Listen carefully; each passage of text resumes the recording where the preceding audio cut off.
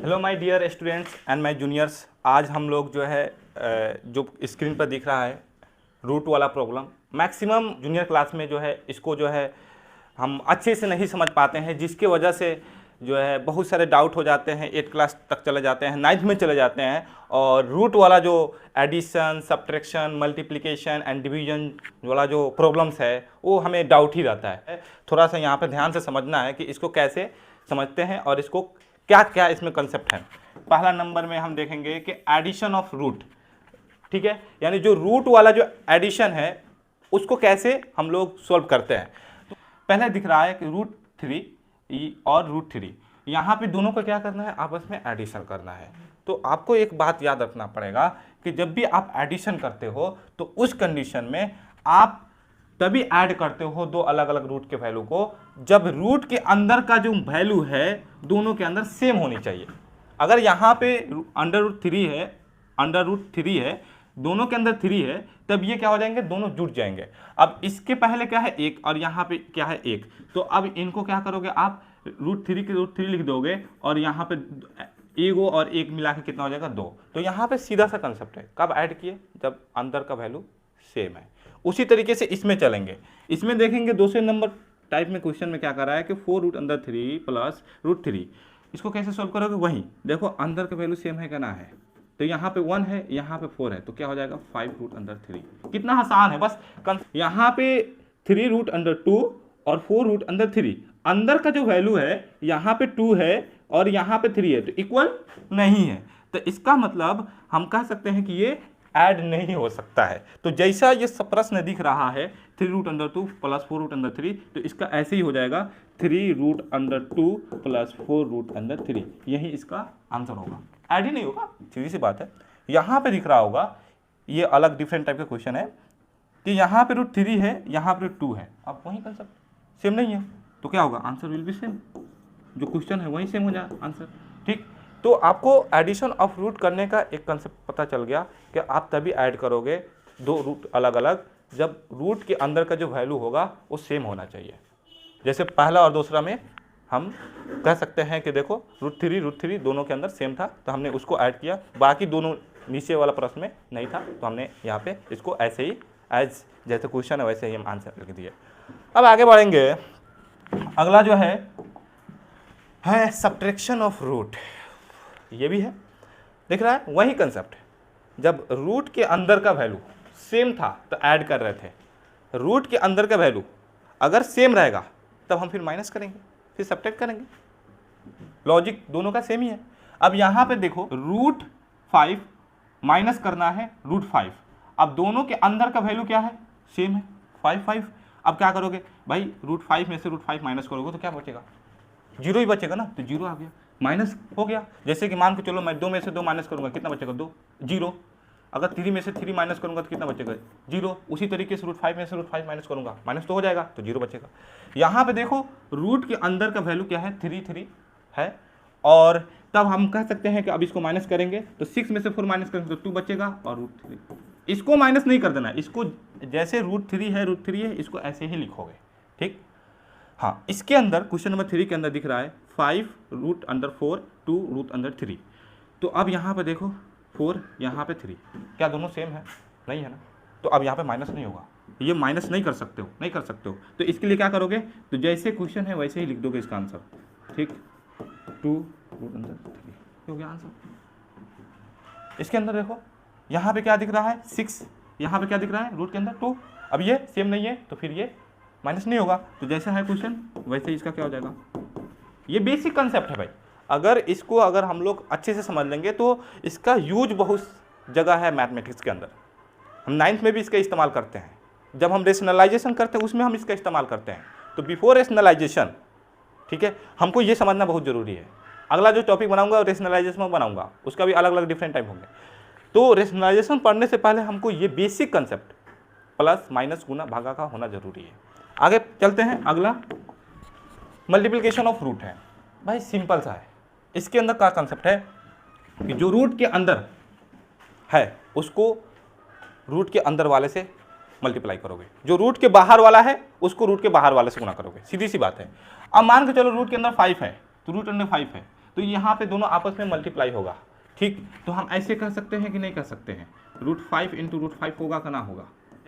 Mathematics के एक concept है कि अगर मान के चलिए कि √a इंटू √b है, तो इसको क्या लिखा जा सकता है, होल √a इंटू b लिखा जा सकता है।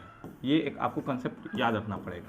तो उसी तरीके से अगर √5 इंटू √5 है तो इसको हम ऐसे लिख सकते हैं, और जब दो वो कोई नंबर रूट के अंदर है तो एक बाहर निकलता है तो रूट को रिमूव कर देता है, हटा देगा। तो ये दोनों एक बाहर निकलेगा तो सिर्फ हाफ निकलेगा और रूट तो कैंसिल। तो डायरेक्ट भी लिख सकते थे कि भाई कि √5 इंटू √5 इक्वल टू डायरेक्ट 5, या अगर आपको ऐसे करके लिखना है कि स्टेप करके लिखना है तो कोई दिक्कत नहीं है। ठीक, तो आपको क्या समझ में आया कि यहाँ √5 है, यहाँ √5 है, तो रूट के अंदर वाले वैल्यूज को आपस में मल्टीप्लाई करना है, रूट के बाहर वाले वैल्यूज को आपस में मल्टीप्लाई करना है। दूसरा नंबर सवाल में कह रहा है कि यहाँ पे √2 है और यहाँ पे क्या है, √2 है, लेकिन यहाँ पे 4 है, तो यहाँ पे 1 है, तो 4 में 1 से मल्टीप्लाई करोगे तो 4 ही होगा है? और इसको मल्टीप्लाई करोगे तो क्या होने वाला है, इसको आपस में मल्टीप्लाई करोगे तो बताओ यहाँ पे √2 इंटू √2 होगा कि ना होगा। और इस तरीके से कर सकते हो, ये 4 का 4 ही रहेगा और √2 एक बाहर निकलेगा तो सिर्फ 2 हो जाएगा, 2 है ना, तो कितना हो जाएगा, 8 होने वाला है। तो यहाँ पे 8 आंसर हो जाएगा। क्या किया हमने, अंदर वाले को अंदर वाले से गुना किए, बाहर वाले को बाहर वाले से गुना किए, और फिर उसका हमने कैलकुलेशन करके हमने आंसर लिख दिया। इसमें क्या करेंगे, इसमें भी वही कंसेप्ट है, मल्टीप्लिकेशन का कंसेप्ट हर जगह सेम रहेगा। रूट के अंदर का वैल्यू को आपस में गुना करो, क्या होगा, हम डायरेक्ट लिखते हैं 3 इंटू 6, और यहाँ पे क्या हो जाएगा 21, बस हो गया। इसको मल्टीप्लाई करेंगे क्या हो जाएगा, बाहर 1 है तो यहाँ पे क्या हो जाएगा, डायरेक्ट हम लिख सकते हैं 18, और 18 को आप लोग जो है पहले से पता है, इसको ऐसे भी लिख सकते हो ना कि 18 को आप 2 इंटू 3 इंटू 3, अब ये 2 यहाँ पे 3 हो जाएगा और ये अंदर ही रहेगा क्योंकि अकेले है, तो यहाँ पे 3 √2 इसका मल्टीप्लिकेशन करने के बाद फाइनल आंसर आ गया। तो हमें एक कंसेप्ट यहाँ से समझ में आ गया कि हम क्या कर रहे हैं, यहाँ पे अंदर वाले को अंदर से मल्टीप्लाई कर रहे हैं और बाहर वाले को बाहर से मल्टीप्लाई कर रहे हैं। आगे बढ़ते हैं, और डिवीजन ऑफ रूट्स आ गया। डिवीजन ऑफ रूट्स में करना क्या है, वही कंसेप्ट जो मल्टीप्लिकेशन वाले के साथ कर रहे थे, रूट के अंदर के वैल्यूज को रूट के अंदर के वैल्यूज से ही डिवाइड करेंगे, और जो बाहर है उससे बाहर वाले से डिवाइड करेंगे। अब यहाँ पे √5 है, यहाँ पे √5 है, इनको आपस में डिवाइड करोगे तो ऐसे भी लिखा जा सकता है इसको, √5/√5। समझाने के लिए इतना एक्सप्लेन कर रहा हूँ, बाकी आप डायरेक्ट भी आंसर लिख सकते हो। और इसको ऐसे भी लिखा जा सकता है, क्योंकि एक कंसेप्ट है कि अगर a b रूट के अंदर है तो इसको होल रूट a/b लिखा जा सकता है। ये कंसेप्ट आपको यहाँ पे काम आने वाली है कि अगर आप इसको ऐसा लिखना चाहो तो होल के अंदर 5/5 लिख सकते हो, और इसको कैंसिल करोगे तो 1 आएगा, और इसको जब करोगे तो 1 का रूट निकालने के बाद वैल्यू 1 ही आता है ना। तो डायरेक्ट भी हम कह सकते थे कि इससे कैंसिल करेंगे तो एक बार में डिवाइड होगा, लेकिन हम एक्सप्लेन करने के लिए हमने थोड़ा यहाँ पे समझा दिया, ये वाला कंसेप्ट के बेस पे हम डायरेक्ट इसको काट रहे हैं। आगे बढ़ते हैं, फिर इसको हम क्या कर सकते हैं, 4√3/3, 4 इंटू √3/√3। अब ये बताओ ये कैंसिल होगा कि ना होगा, ठीक है, तो ये कैंसिल का मतलब इसको डिवाइड कर रहे हैं, बचा क्या 4 कर रहे हैं। यहाँ पे कंसेप्ट वही लगेगा, 7√3/7/2। अब क्या है, अंदर का जो वैल्यू है डिफरेंट है, पर ये बाहर वाला जो वैल्यू है 7 वो सेम है, तो बाहर को बाहर से डिवाइड तो करोगे तो कितना बचेगा, अंदर तो सेम नहीं है तो डिवाइड नहीं होगा, 3/2 और रूट लगेगा। ओके, इसका हम अगर सोल्व करेंगे तो देखेंगे कि यहाँ पे क्या है 3√2, यहाँ पे क्या है 2√5। हाँ, तो अब यहाँ पे देखो ना बाहर वाला डिवाइड हो रहा है ना अंदर वाला डिवाइड हो रहा है, तो ऐसे ही हो जाएगा आंसर, यही आंसर हो गया। बस क्या कंसेप्ट रखा, प्लस माइनस एडिशन सब्ट्रैक्शन वाला कंसेप्ट में हम क्या देख रहे थे कि अंदर का वैल्यूज अगर सेम था तो ऐड कर रहे थे, अंदर का वैल्यूज अगर डिफरेंट था तो ऐड नहीं कर रहे थे। सब्ट्रैक्शन के अंदर भी यही काम कर रहे थे कि अगर वैल्यू सेम था अंदर का तो माइनस कर रहे थे, अगर वैल्यू नहीं सेम था तो हम माइनस नहीं कर रहे थे। मल्टीप्लिकेशन के अंदर क्या कर रहे थे, मल्टीप्लिकेशन के अंदर हम ये देख रहे थे कि भाई जो रूट के अंदर का वैल्यू है और रूट के अंदर के वैल्यू के साथ गुना कर दो, और जो रूट के बाहर के वैल्यू है उसको रूट के बाहर के वैल्यू से गुना कर दो। और डिवीजन में क्या कर रहे हैं, डिवीजन में आपके सामने जो दिख रहा है कि रूट के अंदर जो मल्टीप्लिकेशन कंसेप्ट वही डिवीजन कंसेप्ट, जो बाहर है बाहर से भाग करो, जो अंदर है अंदर से करो, हो गया।